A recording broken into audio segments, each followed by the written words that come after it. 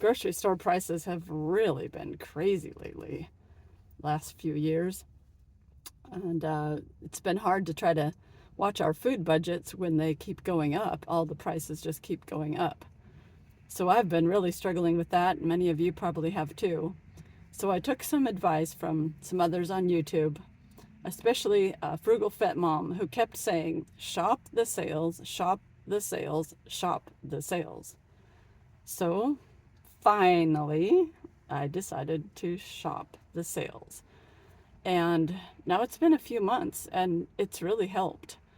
And what I do is I take the time, go to more than one store, and I calculate what's the best price per ounce or per pound of each item. It's not just about like, how much is this can? Because that can might be a different size than some other can. So to really compare, it's kind of surprising sometimes if you actually calculate what it is per ounce. And the phone has a calculator, so you really don't have to worry about having to calculate it in your head. Just take the extra minute, a time or two. You don't have to do it every time. Once you start to learn what's the best place to buy which item, then you can just buy it there. The only exception to that is I found the cheapest price on pinto beans was at Walmart, and they weren't as good as the other ones we had been getting at Grocery Outlet. So in that case, we didn't like the ones, well, we liked them okay, but we would prefer a few cents extra to buy the other ones at Grocery Outlet. Now, on the other hand, there were some prices on ketchup at Safeway, and they were several dollars. And then at Grocery Outlet, they were just $2.50. And then at Walmart, they were like less than $2. I don't know, something. It was crazy. It was a lot cheaper. And I thought, this is the same product. All the ingredients listed were the same. And in this case, it was even organic ketchup. All three places were organic ketchup. And I looked at the price and I said, well, it's worth a try. So we tried that ketchup and I liked it just fine. So that was a really big saver because, well, that was a lot less than half of the price I would have been paying at the store if I didn't do any sales or any discount stores or any cheap stores. I guess that's what you call Walmart. I don't know what to call it. But anyway, so I've been looking around. I've been trying to shop the sales.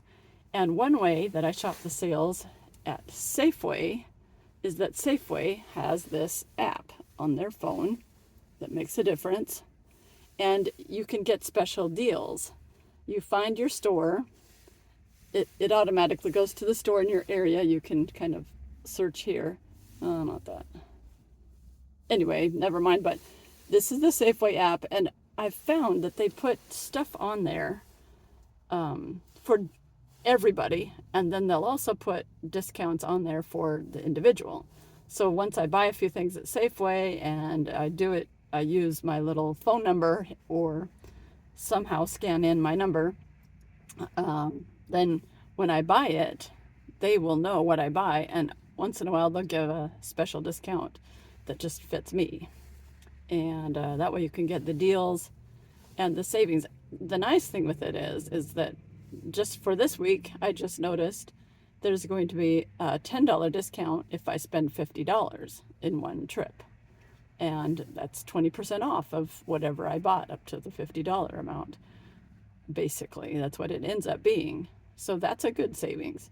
So then if I also look at what's already on sale here, and I can just flip through and find the things that I like to eat that are on sale, and it will show me the sales.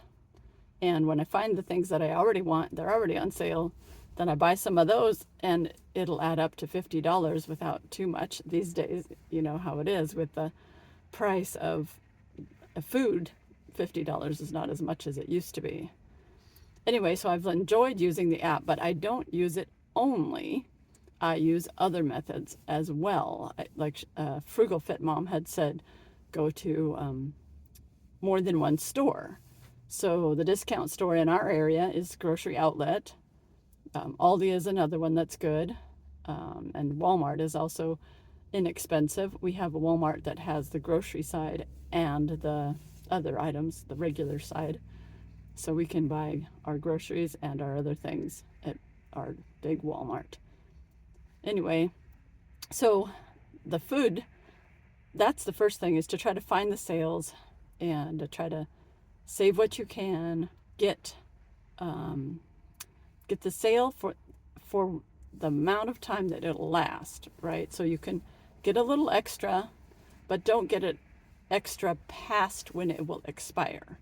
So the fresh food that I would get, it might last, a week or sometimes less, depending on how fresh it is. So I think about how much do I want to eat this week, and I might eat a little more of the item that's on sale. So winter time here, we've had some sale on broccoli, and that's a good one to eat. The others that go on sale, we can eat them too. So we're getting a good variety in our vegetables.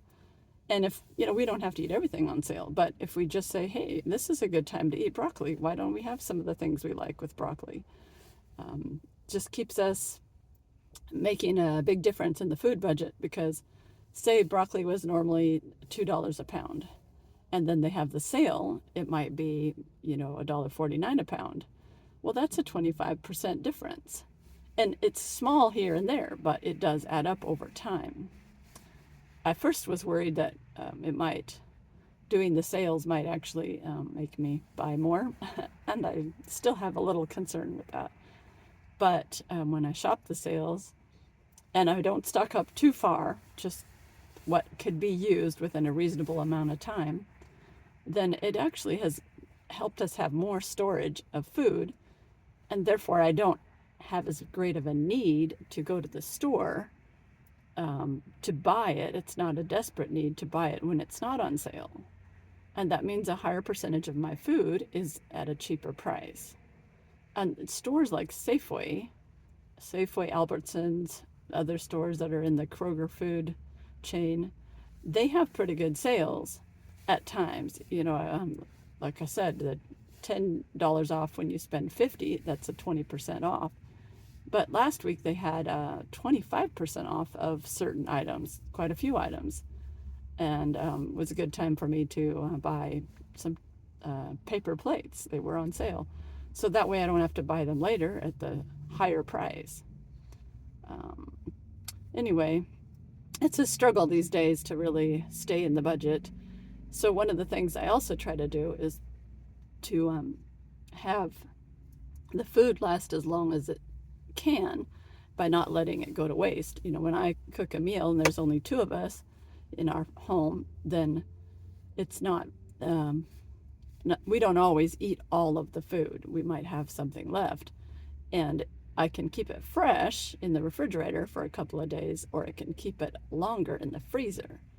So I've done a lot more freezing and a lot more just what I say to myself is, how many days will this last in the fridge for me?